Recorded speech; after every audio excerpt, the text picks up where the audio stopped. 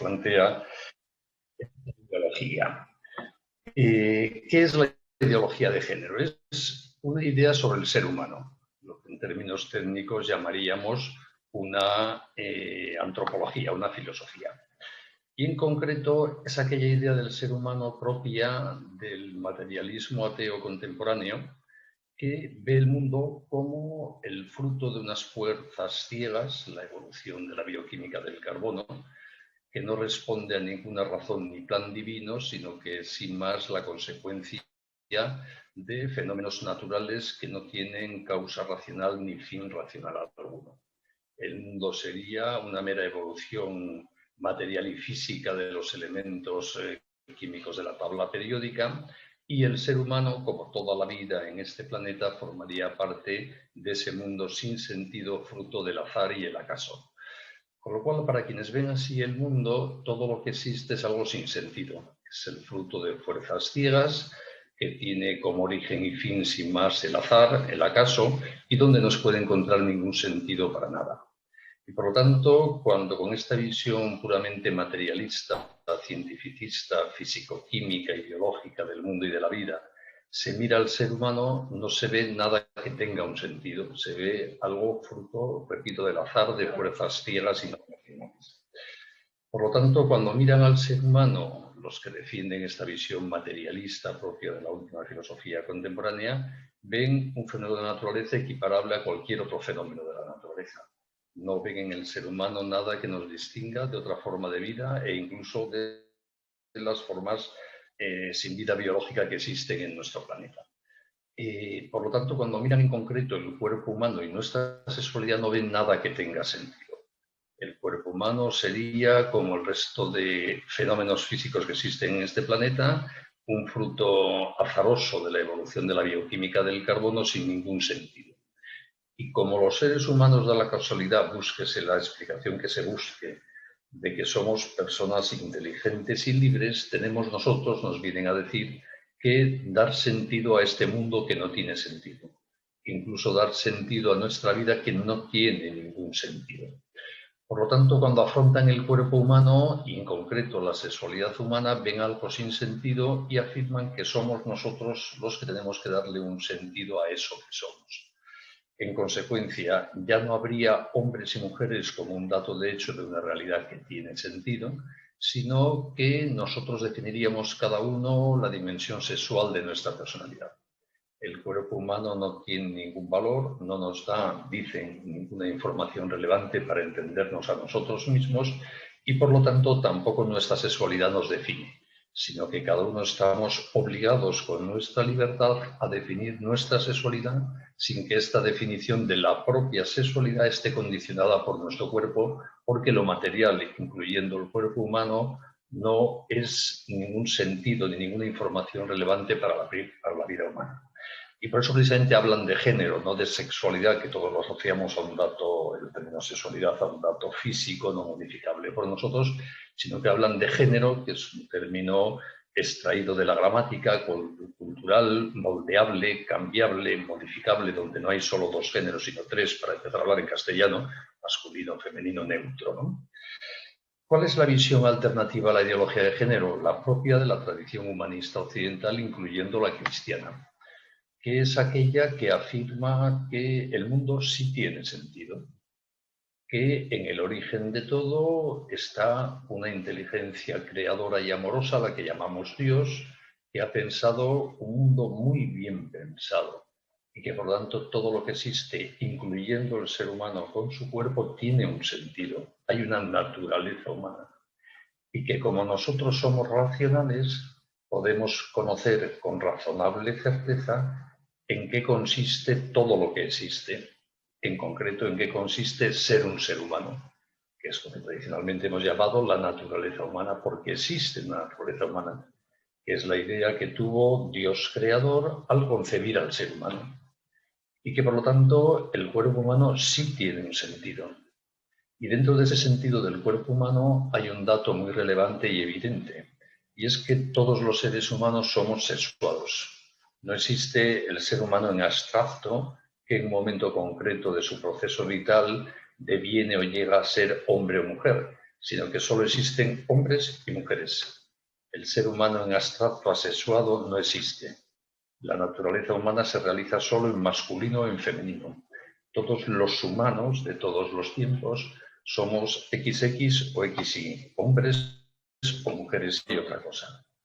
Puede haber malformaciones genéticas como en todo lo humano, pero el ser humano será sexuado. No es que tengamos sexo, es que lo somos. Yo soy un varón de la especie humana desde que era un cigoto recién concebido en una célula y lo seré hasta que me muera porque no puedo ser otra cosa. Y mi mujer, que se llama Loli, es una hembra, una mujer de la especie humana desde que era un cigoto de una célula hasta que se muera porque no puede ser otra cosa. Es decir, para esta otra visión tradicional humanista del ser humano, claro que tenemos sexo y lo somos. Es más, el sexo nos define. Porque, como decía, no existe el ser humano en abstracto, existimos hombres y mujeres, libres, luego hablaremos de ello. Por lo tanto, con eso que somos, nuestra masculinidad o nuestra feminidad, podemos hacer en libertad una serie de cosas distintas, tampoco tantas, pero bueno, hay una cierta opción para hacer cosas. Pero lo que no podemos hacer es cambiar lo que somos. Yo no puedo dejar de ser un varón de la especie humana por mucho que me empeñe. Es imposible. Todas las células de mi cuerpo son masculinas. Incluso si me hiciese una de esas llamadas operaciones de cambio de sexo, lo resultante sería un cuerpo masculino aunque tenga una apariencia externa femenina. Yo puedo ponerme pechos como una mujer, se puede, pero mis pechos estarían hechos de células masculinas porque yo no tengo otras. Y en el fondo, el cambio de sexo no es posible, porque es lo que somos y lo que somos no podemos cambiarlo.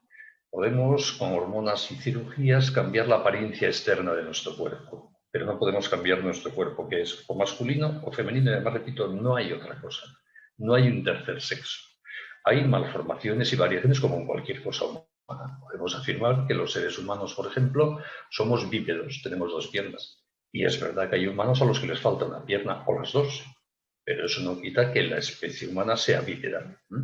Pues por lo mismo la especie humana está constituida con un carácter bipolar, masculino-femenino. Y repito, además, no hay otra cosa. Por lo tanto, en contra de lo que dice la ideología de género, claro que tenemos sexo. Y además el sexo nos define, es importantísimo. Porque no se puede distinguir entre el ser humano y su sexualidad. Y por lo tanto, quien banaliza su sexualidad está banalizándose a sí mismo, porque no se puede distinguir el sí mismo de la propia sexualidad. Y por eso la sexualidad es tan importante, no es un prejuicio católico, bueno, es que es tan importante como el ser humano porque no nos podemos distinguir de nuestra sexualidad. Pues esta identificación del ser humano con nuestro cuerpo, que lo somos, no solo cuerpo, también somos alma, pero somos un cuerpo. Y esta identificación en concreto del ser humano con la dimensión sexual de su corporalidad es lo que la ideología de género niega. Porque, repito, la ideología de género, que parte de una visión absolutamente materialista y atea, niega que nada de lo que existe, incluyendo el cuerpo humano, tenga ningún sentido.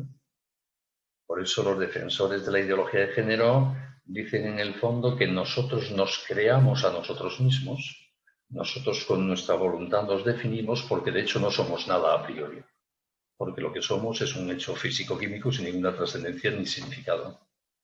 Es decir, la ideología de género es un antihumanismo, niega lo que los seres humanos somos porque niega todo valor a nuestra corporalidad.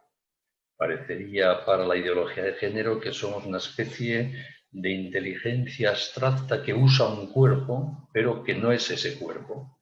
Y que por lo tanto esa identidad abstracta, neuronal, anímica, sería la que definiría la propia identidad. Y por eso la ideología de género no reconoce que la especie humana esté hecha por hombres y mujeres. Afirma que está hecha por una, utiliza la terminología propia de la ideología de género adrede, una diversidad afectivo-sexual, una diversidad de orientaciones sexuales, que es lo que nos define. Para la ideología de género no somos hombres o mujeres, sino que somos lo que decidimos ser. Homosexuales, transexuales, bisexuales, heterosexuales, y que además podemos ir cambiando. Como eso no depende ni está condicionado por nuestro cuerpo, nosotros podemos ir autodefiniéndonos en materia de identidad sexual de forma cambiante a lo largo de la vida. No hay más criterio que nuestra voluntad, nuestro deseo. Por eso, en el fondo, ¿qué consecuencias prácticas tiene la ideología de género más allá de especulaciones teóricas? afirmar que en materia de sexualidad no hay más criterio que mi voluntad. Que sea bueno en materia de sexualidad lo que yo quiera, lo que yo decida. Que es malo en materia de sexualidad lo que yo quiera, lo que yo decida. Y nadie desde fuera de mí mismo puede decir un criterio objetivo que sea vinculante para mí. Por lo tanto, la ideología de género, desde un punto de vista práctico, más allá, repito, de especulaciones filosóficas, lo que representa es la destrucción de toda la moral sexual, de toda la filosofía, de toda una visión del ser humano como una naturaleza existente. Convierte al ser humano la ideología de género en la única fuente de verdad y falsedad, de bien y de mal existente. La voluntad del ser humano es creadora, es la palabra definitiva, es el único criterio que existe en esta materia.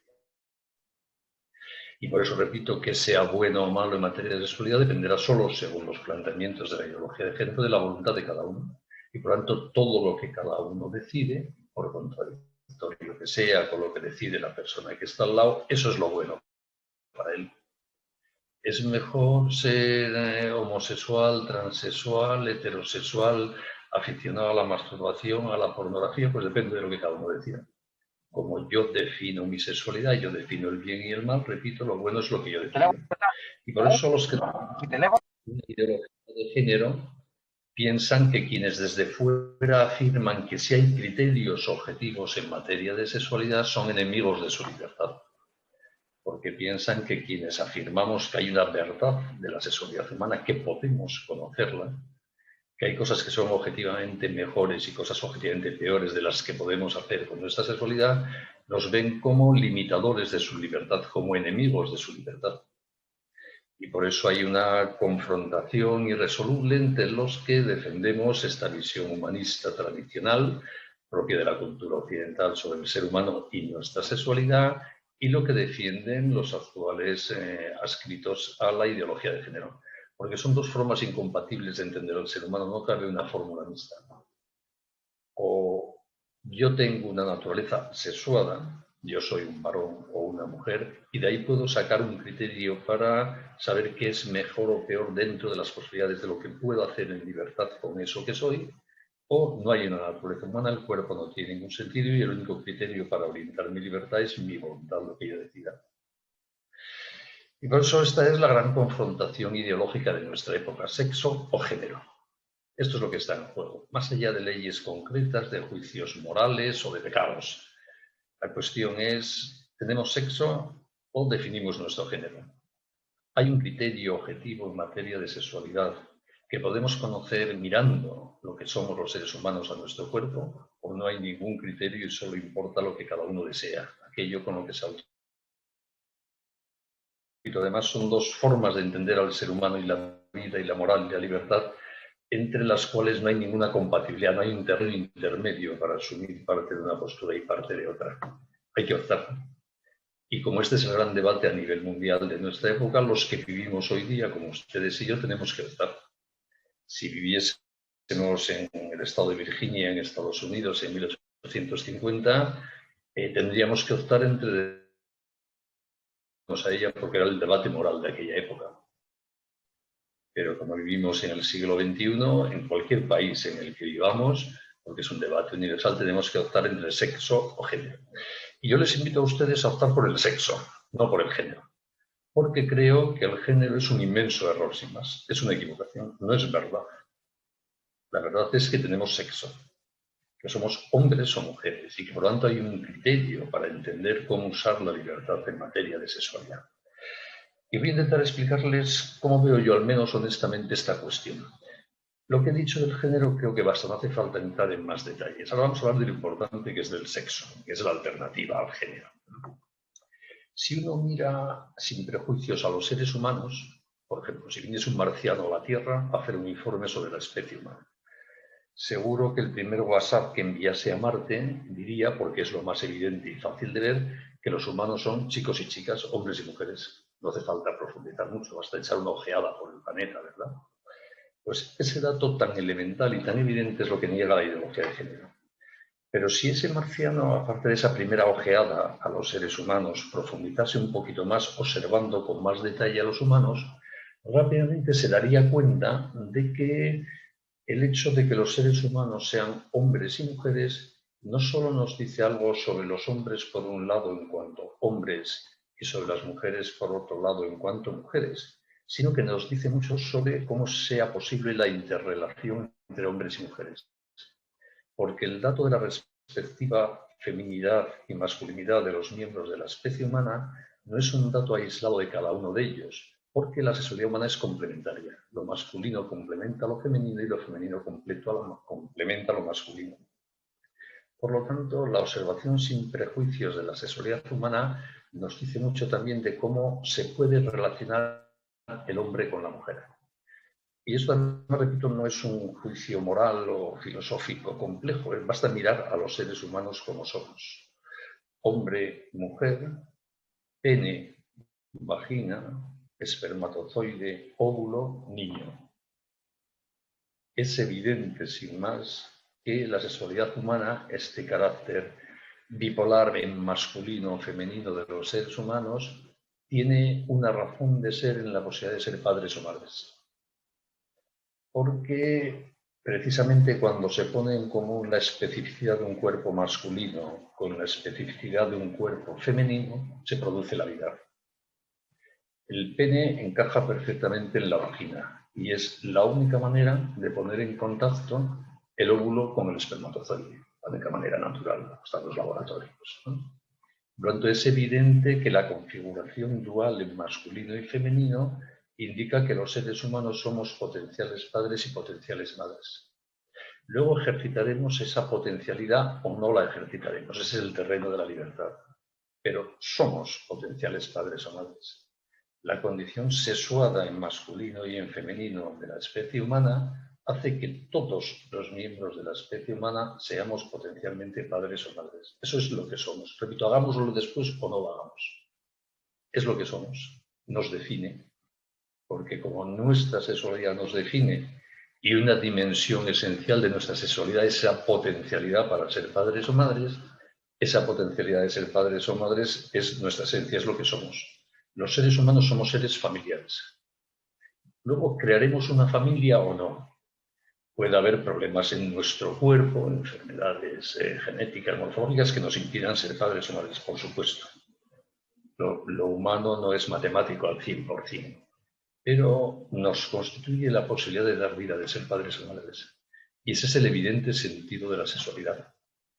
Por eso la ideología de género, al negar nuestra sexualidad, niega también coherentemente todo valor a la maternidad, a la posibilidad de dar vida. Y por eso la ideología de género defiende de paso la anticoncepción, la esterilización, formas de relaciones sexuales que imposibilitan la vida, el aborto, etc.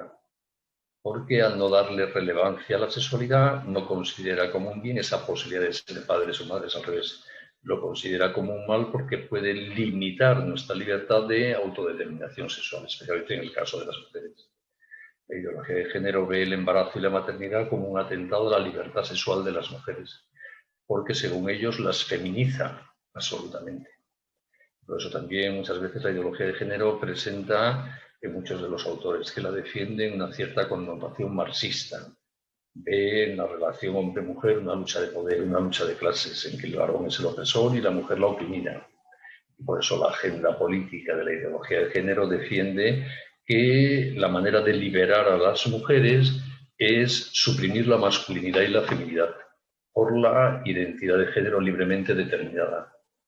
Dicen que solo cuando no haya hombres ni mujeres, no haya clases en conflicto de poder, seremos libres de verdad. ¿Y de qué nos quieren liberar? De la posibilidad de ser padres o madres. Por eso toda la mentalidad de oposición a la vida, de control demográfico, de defensa del aborto, etcétera, encaja y va muy unida hoy día a todos los planteamientos de ideología de género en términos políticos. Para los que defendemos la bondad de la sexualidad, porque es la bondad del ser humano, la natural apertura a la vida y el respeto a la misma forma parte de nuestra forma de ser. Y por eso defendemos la bondad de la apertura a la vida y defendemos el derecho a la vida frente al aborto. En cambio, los patrocinadores de la ideología de género, por contrario, defienden la anticoncepción sistemática, la esterilización, el derecho al aborto, etc. Porque no pueden entender que haya nada bueno en esta dimensión sexual que nos abre a la vida y que define a la especie humana como especie construida dualmente en masculino y femenino. Una vez más, también desde esta óptica del respeto, ¿no?, al derecho a la vida, se ve la radical confrontación entre los planteamientos de género y los planteamientos de la moral humanista tradicional de Occidente, y la específicamente cristiana, por supuesto. ¿Por qué me preocupa a mí la ideología de género? No porque vaya a vencer en términos históricos, por decirlo así, porque es absurda, sin más. La ideología de género es contraria a la evidencia científica más elemental de cómo estamos hechos genéticamente los seres humanos, que repito, somos XX o XY, masculinos o femeninos. Va en contra de la experiencia vital de la inmensa mayoría de los seres humanos. Seamos homosexuales, heterosexuales o lo que seamos, es igual, somos hombres o mujeres. Hombres y mujeres, o nos podemos gustar las mujeres o los hombres. Otra vez estamos ya en el terreno de la libertad, pero que somos hombres o mujeres. Y además, al negar lo que somos los seres humanos como tal, la ideología de género provoca mucha infelicidad. Porque quien no se aclara sobre su sexualidad no tiene el GPS para la felicidad. Cuando uno sabe en qué consiste ser un ser humano, ser en masculino o en femenino, y ve eso como un dato positivo, tiene un criterio para construir un proyecto de vida feliz. Quien niega eso que somos, al negar la realidad, está haciendo muy difícil que sea feliz. Y por eso me preocupa a mí la difusión actual de la ideología de género. Repito, no porque en términos de política o geopolítica tenga mucho futuro, que no lo tiene porque es absurda, sino porque mientras tenga esta exigencia en nuestra cultura, en nuestras leyes, en forma de educar a las nuevas generaciones, va a provocar mucha infelicidad. Mucho equivocarse sobre sí mismo de la gente que se deja engañar haciendo suya la percepción de la propia sexualidad, propia de la ideología de género, que repito, es un inmenso error antropológico. Y por eso creo que merece la pena luchar contra la ideología de género para defender el derecho a la felicidad de aquellas personas a las que queremos. Y por eso hoy día los padres de familia, los educadores por cualquier concepto, profesores, sacerdotes, pastores, amigos, porque todos educamos a los que queremos y a los amigos también los queremos, tenemos una especial obligación de ayudar a esas personas de las que somos responsables porque les queremos a aclararse sobre su sexualidad. Porque en nuestra época la presión ambiental, política, mediática, cinematográfica de los planteamientos de género es tan fuerte que los chicos más jóvenes especialmente, cuando a mí ya no había mi edad, me va a cambiar mi percepción de mi cuerpo y de mi sexualidad, es muy fácil que se vean influidos por este gran error del género. Y por eso yo en concreto, porque quiero profundamente a mis hijos y a mis nietos, por poner mi ejemplo, quiero que sean felices y como sé que les ayudaré a ser felices si se aclaran sobre su sexualidad, me siento en una especial obligación de transmitirles seguridades morales e intelectuales en materia de sexualidad para que no se dejen engañar por los planteamientos de género. Y por eso yo les invito a ustedes, si comparten esta preocupación mía, a convertirse en expertos en sexualidad, que es lo que necesita nuestra época.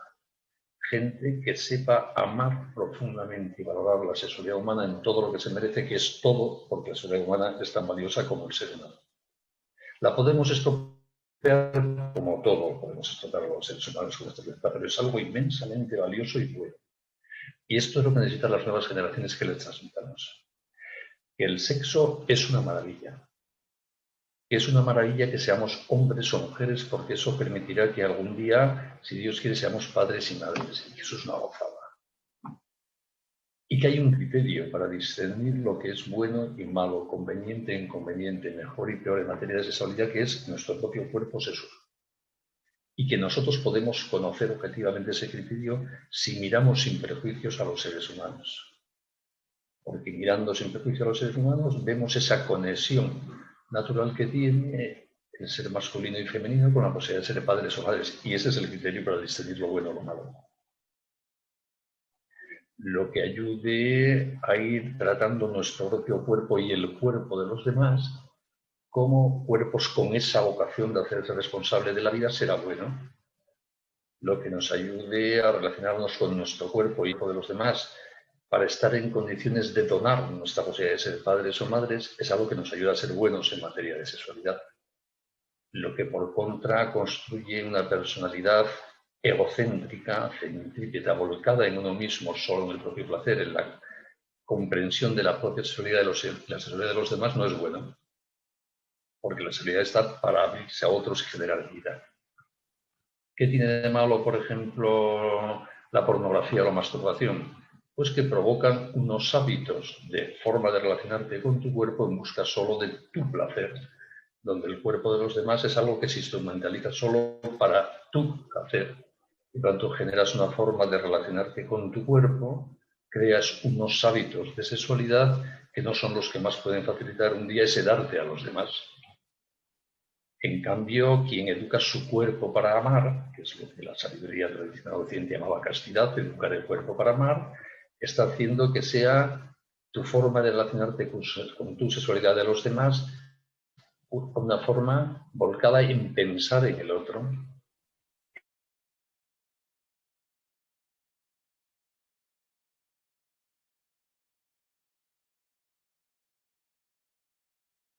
El cuerpo para amar.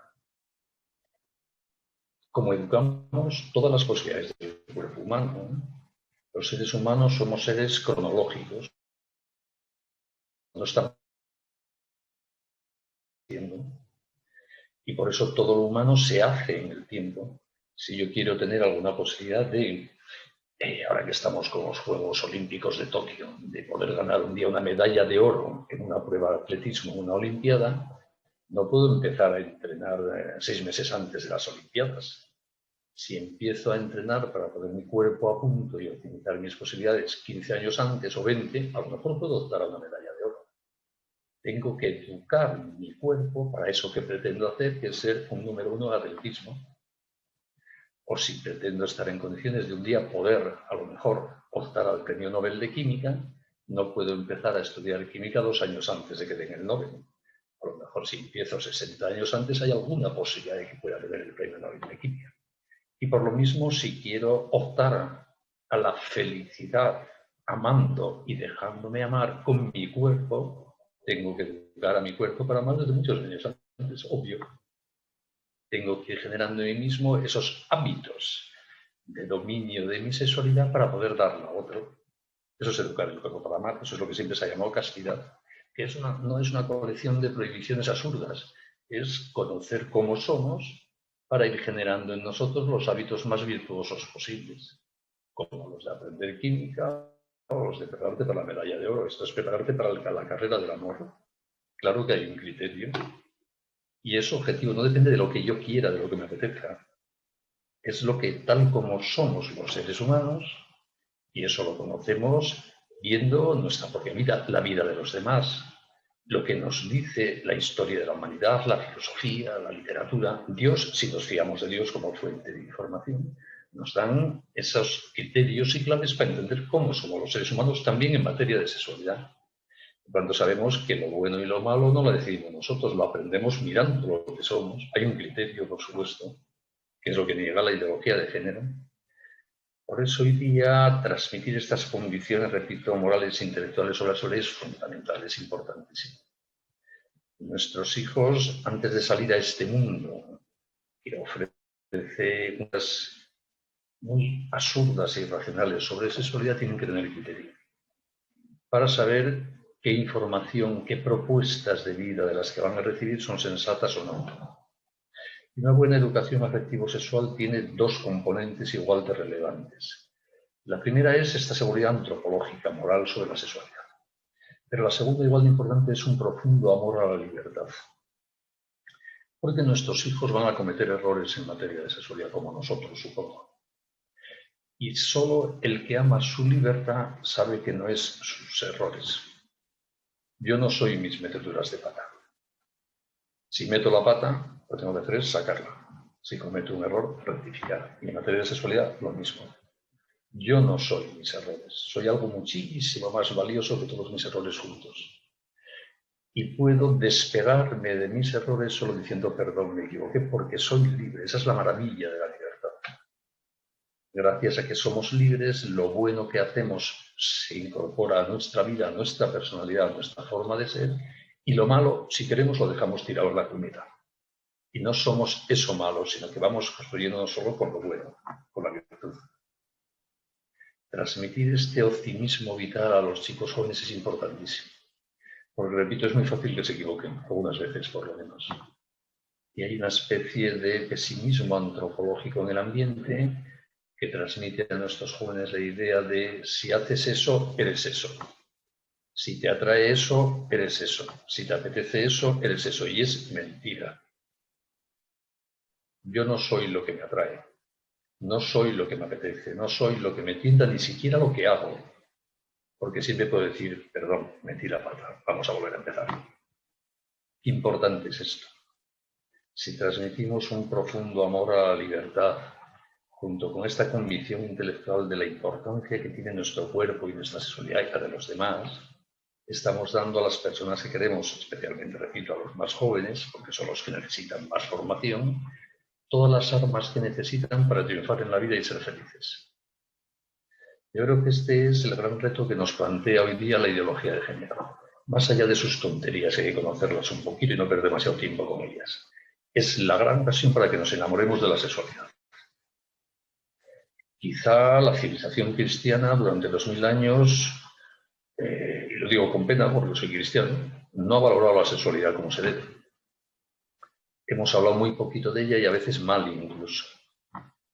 Pues la ideología de género nos plantea el reto y nos obliga a hablar mucho y bien de la sexualidad. Y para eso tenemos que formarnos con todo. Y por eso, Bey, te felicito porque hay que hacer actividades como estas para formarnos. Todos necesitamos refrescar ideas, corregir puntos de vista, o a lo mejor, aunque tengamos ideas muy claras, ver formas de decirlas, de explicarlas para hacerlas comprensibles. Porque a veces vemos muy clara una cosa, pero si tenemos que explicarla a otro no sabemos cómo explicarla. Y hoy día hay que hablar mucho de la sexualidad. Y hay que hablar dando razones. Tenemos que prepararnos cada uno como pueda para estar en condiciones de dar una razón razonada de nuestras convicciones en todos los lados. Y no hablo tanto de dar conferencias como esta que estoy dando yo. Si se puede, estupendo, hay que darlas, ¿no? Hablo de sexo dando criterio cuando hablas con una amiga, cuando tomas una cerveza con un amigo, cuando estás con tu hijo viendo la televisión en casa, cuando se comenta con la gente que quieres las cosas que pasan alrededor, los amores, los divorcios, las separaciones, los abortos, las maternidades. Hay que aprovechar todas esas ocasiones que la vida nos da, que son continuas, para hablar, repito, mucho y bien de sexualidad. No podemos rehuir este tema. Si hoy día un padre o una madre no se preocupan con las posibilidades que tengan según su formación y el ambiente en que vivan, de hablar con sus hijos de sexo, los dejan solos ante la gran tentación de nuestra época, que es el error del género. Porque si nosotros no les hablamos de sexo, oirán hablar de sexo solo en otros sitios y a lo mejor no con tan buen criterio como el que podíamos darle nosotros. Por eso yo creo que hoy los padres de familia tenemos una especialísima obligación, siempre la hemos tenido, pero hoy más que nunca por estos errores que hay en materia de sexualidad, de hablar con nuestros hijos desde muy pequeñitos sobre sexo.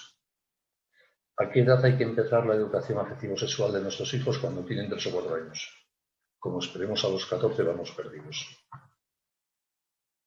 Hay que hablar con nuestros hijos desde muy pequeñitos. Obviamente al nivel con que se habla y con el nivel de explicaciones propios de esas edades. Si tu hijo de 4 años te pregunta por qué sale el sol todas las mañanas, no le das una clase de astronomía porque no la entendería. Le das una explicación verdadera pero sencilla. Pues lo mismo hay que hacer con el cuerpo y la sexualidad. Hay que hablar con los niños del valor del cuerpo, aprovechando que los lavamos, los vestimos para lavarlos y los desvestimos. Qué gran ocasión para explicarles que vestimos el cuerpo y lo cuidamos porque es algo muy valioso.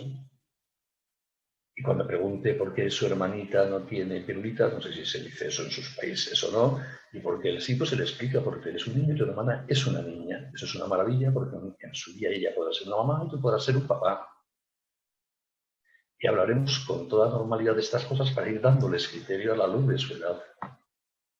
Y según van creciendo, los padres vemos cómo se va desarrollando nuestros hijos y sus cuerpos y sus curiosidades, y iremos explicándoles lo que van a sentir en su alma y en su cuerpo.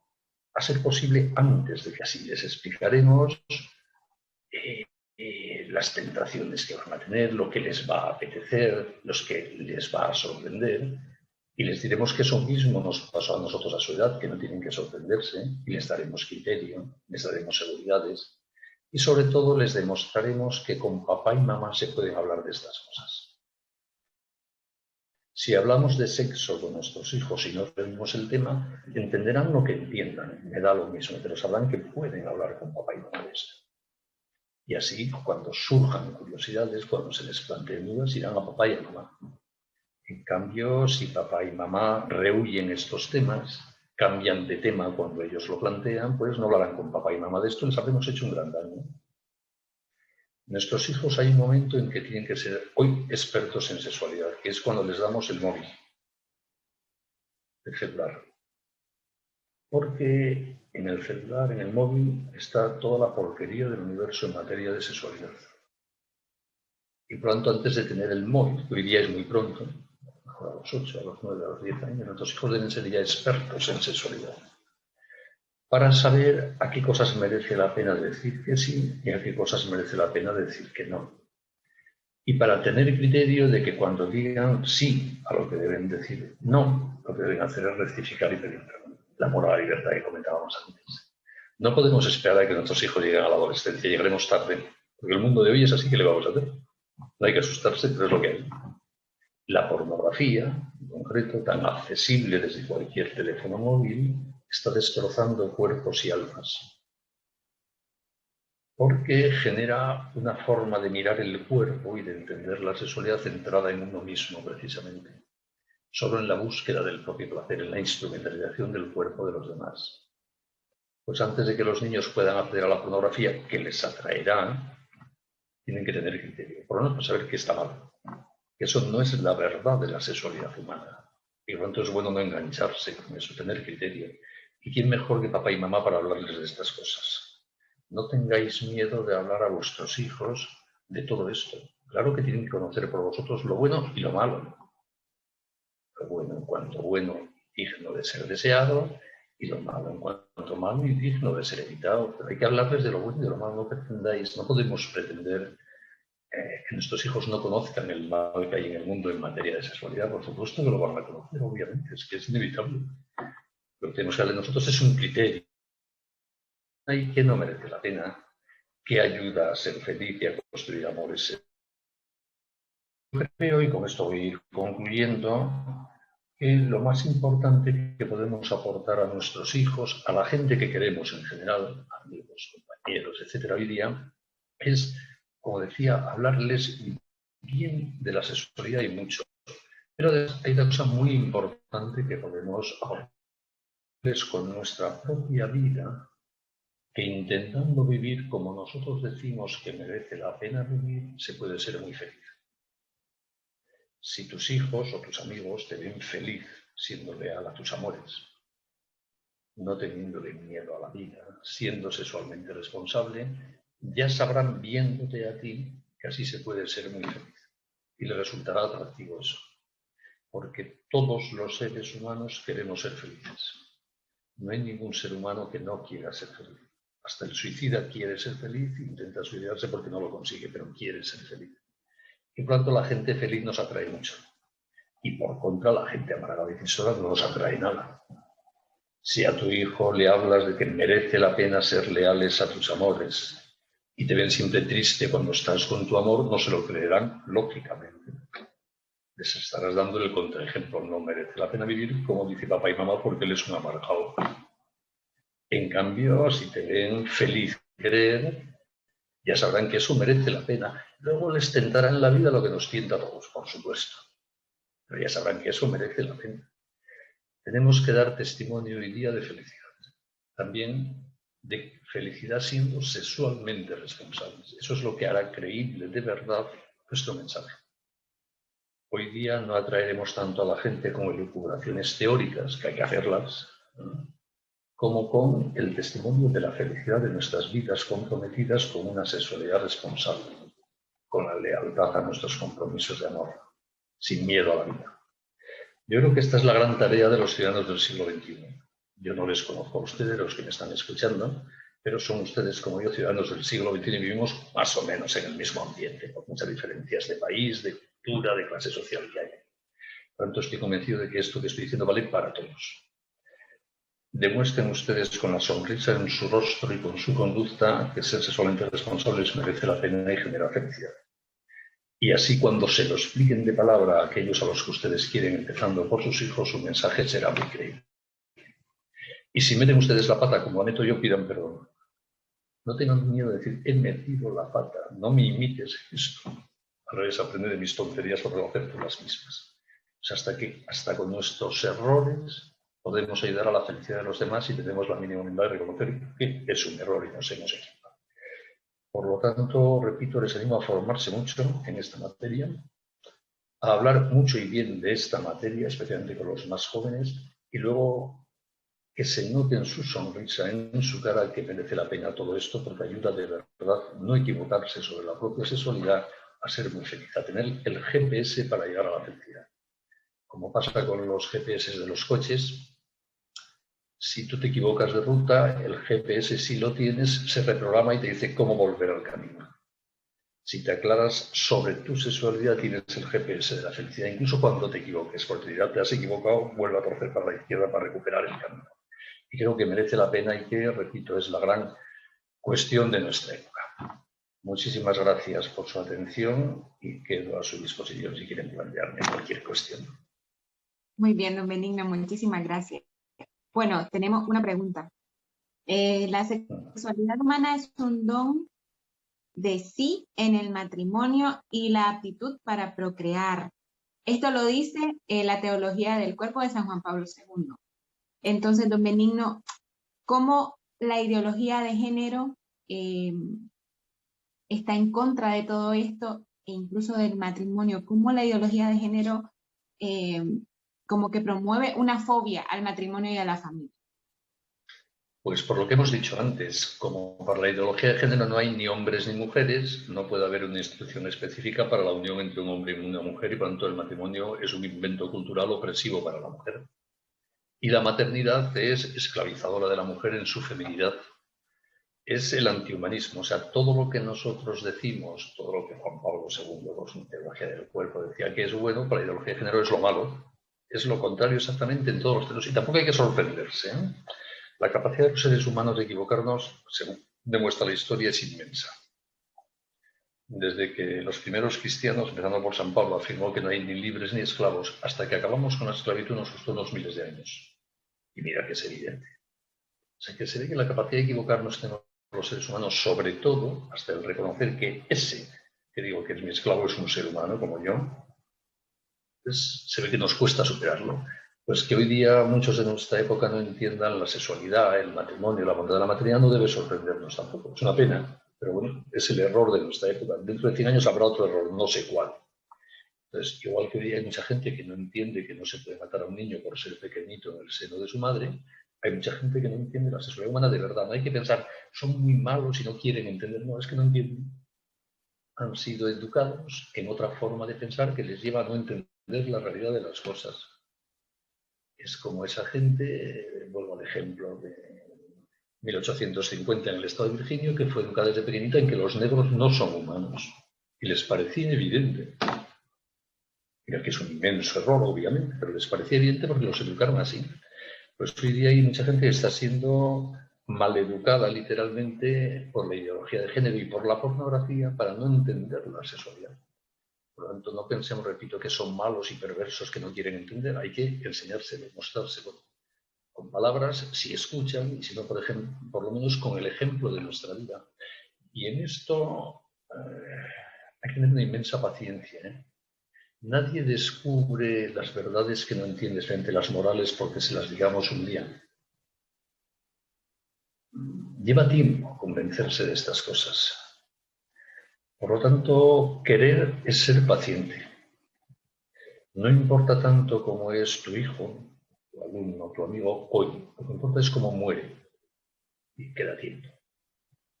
Por lo tanto, a lo mejor no le convences, no te escucha hoy, pero a lo mejor dentro de 30 o 50 años, y paciencia, espera esos 30 o 50 años. Y estate siempre disponible para hablar con él cuando quiera escuchar. Que no será cuando tú quieras hablar, sino cuando él quiera escuchar. En estos temas de hondo calado humano hay que tener una paciencia infinita y dar mucho cariño, estar ahí, ser leales a la verdad, no engañar nunca y a la vez comprender que hay gente que no te entiende. Y a lo mejor gente a la que quieres mucho, empezando por tus hijos, y tienes que darles tiempo hasta que un día caigan del caballo. Pues mucha paciencia, ¿eh? La responsabilidad educativa acaba cuando muere tu hijo o mueres tú. Hasta entonces, mucha paz y mucha paciencia. Y además, yo que soy muy viejo ya he vivido mucho, les puedo asegurar que la gente con el tiempo cae del caballo. Hay épocas de la vida en que la exaltación del cuerpo, la fruición sexual, en estos terrenos, ¿no?, hacen que la gente pierda un poco el criterio. Luego, aunque solo sea el tiempo y la vida, va apaciguando y amortiguando esas cosas. También la gente ve en su propia vida lo que le ha generado felicidad o no. Hay gente, yo lo veo a mi alrededor, a mis hermanos, a mis amigos de juventud, a mis compañeros de la universidad. Cuando pasan muchos años, ves quién vive rodeado de amor, porque ha dado amor en su vida y ha sido leal a sus amores, y sus amores le corresponden con lealtad, y así llegas a viejo querido, siendo feliz, siendo libre de amores, y quien por desgracia a lo mejor se ha dedicado no a dar amor, sino a dárselo a sí mismo. Y como los años que recolecta, pues eso que ha sembrado soledad y tristeza. Y a lo mejor es ese momento ya en que llega la soledad y la tristeza, pasados los fervores de la juventud, cuando alguien dice que equivocado está. Pues estupendo, todavía tiene tiempo de rectificar, mucha paz. Tanto paciencia, cariño, lealtad, estar ahí siempre disponibles. Y ayudar en la medida en que la gente nos quiera escuchar, nos quiera mirar, a ir dándoles luces. Pero repito, nadie se convierte porque un día le coloquemos un mensaje condensado en 10 minutos. Ojalá, pero no es lo más normal. Hay que estar ahí al lado, querer, dar criterios que quieren escuchar, dejar que te vean feliz y eso algún día va cuajando. ¿Qué más cosas? Muy bien, Benigno. Otra cosa, la ideología de género actualmente en muchísimos países abarca también el sistema educativo, ¿verdad? Entonces, ¿cómo nosotros desde la familia protegemos a nuestros hijos? Porque se da esa paradoja para los pobres chicos que en casa escuchan una cosa y en la escuela pues se les enseña otra. Entonces, ¿cuál es la importancia, esa responsabilidad que tienen los padres verdaderamente de formarse con responsabilidad, con seriedad? Pues sí, eso pasa en mi país, por ejemplo, el sistema educativo está impregnado cada vez más de ideología de género. Y no solo el sistema educativo, las canciones que oyen mis nietos, las series de Netflix que ven, la moda que les seduce, o sea, que por todos lados, ¿no? Entonces, ¿qué responsabilidad tenemos los padres? Digamos, somos educadores de nuestros hijos no solo los ratos que están en casa, porque entonces solo los educaríamos de 1 a 3 años más o menos, y a partir de entonces los abandonaríamos. Yo soy responsable de educar a mis hijos siempre y en todos los sitios. Por lo tanto, mi responsabilidad educativa se extiende a todas esas nuevas instancias que progresivamente, según van creciendo mis hijos, incorporan a su educación. Y por eso yo debo educar a mis hijos a través del colegio también. ¿Cómo? Dependerá. Si puedo elegir el mejor colegio del mundo para ellos, eligiendo el mejor colegio del mundo, que no es lo más normal. Casi la inmensa mayoría de la población del mundo no puede elegir el colegio. Tampoco en mi país, ¿eh? Porque hay pocos colegios buenos, porque las leyes no te dejan elegir en libertad, etc. Tanto si puedes elegir el mejor colegio del mundo, elígelo. ¿Y cuál es el mejor colegio del mundo? Aquel en el que enseñen a tus hijos la misma idea sobre el ser humano y su sexualidad que tú le transmites en casa. Supongamos que no puedes elegir el mejor colegio del mundo. Pues mira, a ver cómo puedes ayudar a mejorar la educación que recibe allí. Tendrás que conocer y hablar con sus profesores, si puedes. Tendrás que participar en la comunidad escolar si la legislación de tu país te lo permite. En España, por ejemplo, los padres tenemos mucha capacidad de participar en la dirección de los centros. Muy pocos la ejercen, ¿eh? Pero se puede participar en acciones de padres que pueden estar en los consejos de dirección de los centros, etc. Podemos utilizar la facultad de denuncia. Denuncia de libros de texto, de contenidos de clases, de profesores, según las leyes de cada país tiene sus circunstancias, ¿no? Podemos hablar, repito, con los profesores. Podemos hojear los libros de texto de nuestros hijos y comentar con ellos, por los temas más sensibles. Podemos hablar con nuestros hijos de lo que les cuentan en la escuela y en el peor de los casos, que nuestros hijos vayan al peor colegio del mundo, con los peores profesores ideologizados en materia de género del planeta y donde les dan a ver vídeos y les dan textos a leer a su anticorruptores de menores, siempre podemos hablar con nuestros hijos en casa, por lo menos. No es el ideal, pero a lo mejor todas las tardes hay que cogerse a nuestro niño y decirle, a ver qué guarrerías te han contado hoy en el cole, vamos a comentarlas, chicos, y darles los antídotos en casa. Y a lo mejor nosotros tenemos que aconsejarles que lean cosas que por lo menos les hagan dudar de que sea verdad lo que les cuentan en el colegio. Por lo tanto, habrá que hacer lo que se pueda según las circunstancias del país, del sistema escolar, etcétera, ¿no? Cuanto más podamos hacer por la vía del convencer, de mejorar la escuela de todos y no solo a nuestro hijo, mejor. Y en caso extremo, démosle a nuestros hijos en casa los antídotos necesarios para que tengan un criterio para saber que les están engañando en el colegio. Lo que no podemos hacer es callarnos. Lo que no podemos hacer es mandar a nuestros hijos a la escuela y esperar a ver cómo nos los devuelven dentro de 10 años. Eso no es ser responsable. Hay que educar a través de la escuela o incluso contra la escuela. Como a la educación de nuestros hijos, la red de Internet. Y nosotros tenemos que educar a través de la red y las nuevas tecnologías. ¿Cómo? Pues preocupándonos de qué ven nuestros hijos, de facilitarles en la medida de lo posible que les resulte más atractivo lo bueno que lo malo. Por ejemplo, en una casa responsable no puede haber un ordenador conectado a Internet en la habitación particular del niño, porque eso es ponerles la tentación en la cama y no es sensato ni razonable. Los ordenadores conectados a Internet estarán en sitios de uso público en casa, donde pasamos y vemos qué ven nuestros hijos.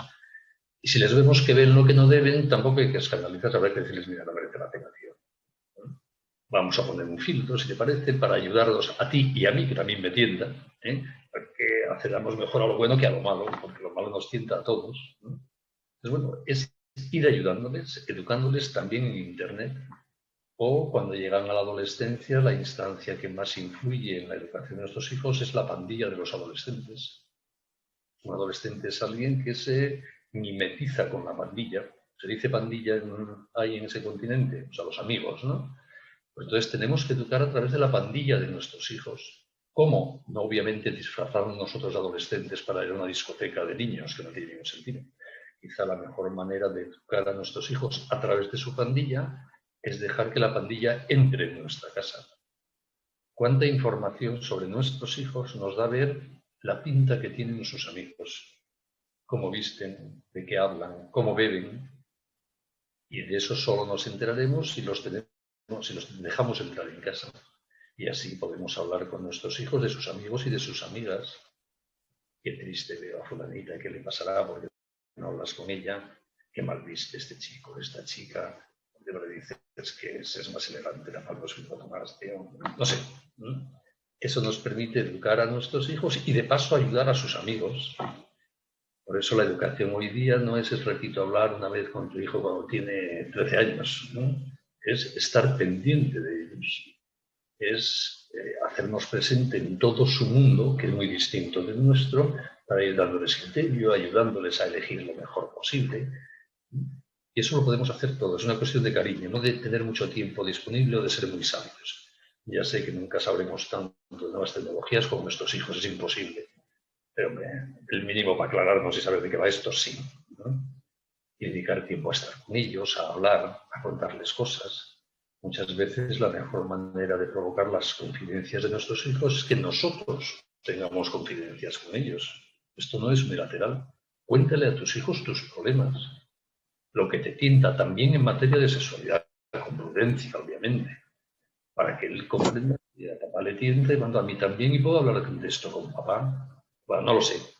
Hablar, estar, que se note el cariño, tirar la toalla nunca, ayudarles a rectificar, a ser libres, a tener esperanza, es de lo que se trata. Más cosas. Muy bien. Y la última, Benigno, tengo una pregunta por aquí. Mi sobrino de 9 años me preguntó hace un par de meses que si yo me enteraba que era el día de los chicos gay. Y yo le pregunté dónde había escuchado esa palabra y me dijo que en el cole, que les habían puesto un video sobre un chico, dos chicos que se querían mucho, que se tomaban de la mano, y sobre dos chicas también. También me dijo que vivíamos en una sociedad machista y me quedé con la boca abierta porque yo le preguntaba qué es ser machista a un niño de 9 años. Y me decía que es cuando los hombres no dejamos hacer a las niñas cosas de chicos. Bueno, sinceramente me llené de pánico y yo le expliqué y traté de explicarle, bueno, a ver, nosotros somos chicos y chicas y cuando somos mayores, pues los chicos nos enamoramos de las chicas y es así como somos felices y traté de darle una explicación lo mejor que pude. Pero ¿cómo se abordan estos temas sin caer en el pánico? Claro. No hay que caer en el pánico. Un niño que a los 10 años hoy día no haya oído hablar de homosexuales, transexuales, etcétera, es un chico que no vive en este mundo. No os sorprendáis, es que es lo normal. Lo raro es que tarde tanto en oírlo o en verlo, vamos, yo no sé cómo es cada país, ¿no?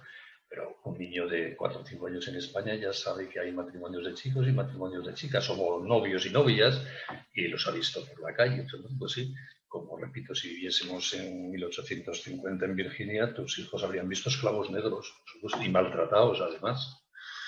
Que eso hay que darlo, por supuesto, no os sorprenda. Por eso tenéis que hablar vosotros mismos de esto desde muy pequeñitos con ellos. Entonces, ¿que hay homosexuales? Por supuesto, ¿no? Y además que no sabemos por qué. También esto hay que ser un poco humildes, ¿eh? Hay chicos a los que no estamos chicos y no sabemos por qué.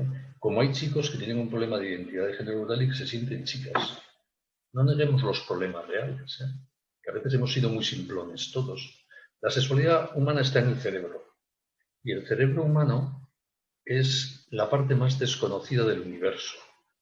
Sabemos más de los agujeros negros del espacio exterior que de nuestro propio cerebro. Por lo tanto, como la sexualidad está en el cerebro y no entre las piernas, de la sexualidad sabemos muy poquito. También tener un poco de humildad. Y también no hacer juicios, porque sabemos muy poquito, no hacer juicios apresurados, ¿eh? A veces hemos juzgado demasiado y descalificado demasiado. Sabemos cuál es el óptimo moral de las cosas. Sabemos que no es siempre fácil de conseguir. Y sabemos que hay gente que le cuesta más todavía que a la media, pues sí. Y no solo en el terreno de la sexualidad, en otros también, ¿no? Por lo tanto, lo que decir a los niños es, mira, podemos tener un criterio por todo lo que hemos dicho aquí, te puede costar más o menos, todo lo humano es moldeable. Hay que decir a tu hijo, a lo mejor a ti te atraen los niños, o no lo sé, pero no pasa nada. Vamos a ver, que sepas que si es así, eso es un sentimiento también educable, porque atráiganos lo que nos atraiga, todos somos libres frente a lo que nos atrae. Literalmente no hay nadie ni homosexual ni heterosexual. Hay gente que se siente más atraído por personas del mismo sexo, que es lo más de distinto sexo, que es lo más habitual, y hay gente que se siente atraída, que no es lo más habitual, pero la hay por personas del mismo sexo. Pero ni unos ni otros somos esclavos de lo que nos atrae. Por eso se puede vivir también una castidad perfecta y no casarse. Los heterosexuales, quiero decir, claro que se puede. No porque no te gusten las mujeres o los hombres, sino porque optas por un estilo de vida que lleva a abstenerse de las relaciones sexuales, como hacen los curas, por ejemplo. Claro que se puede. Por lo tanto, todos somos libres. Los chicos sienten atraídos por chicos también.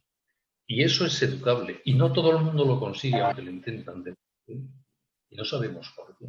Por lo tanto, en vuestros hijos introducir, pienso yo, el ideal de lo mejor posible, sin escandalizarse de nada, y decir que siempre merece la pena intentar al menos llegar al ideal.